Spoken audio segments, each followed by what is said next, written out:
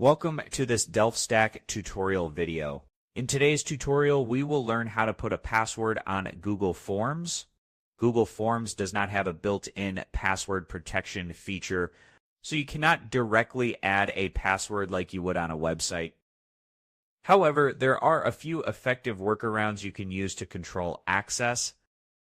One common method is using response validation. Open your form and add a short answer question. Label the question as password.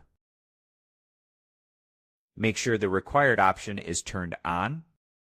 Click the three dots and select response validation. From the drop-down, select text and leave the condition set to contains. In the text field, enter your password.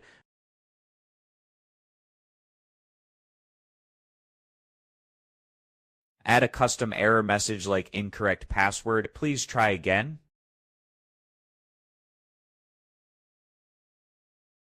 After that, publish your form. To preview it, copy the responder link and paste it into your browser. Press enter. If you enter an incorrect password and try to submit the form, you will see the error message saying incorrect password, please try again. Another option is restricting access using Google Workspace settings. This includes limiting the form to users in your organization or requiring sign-in. This method only works with Google Workspace accounts, not personal Gmail accounts. For more advanced protection, you can use third-party tools. You can also embed the form on a password-protected web page.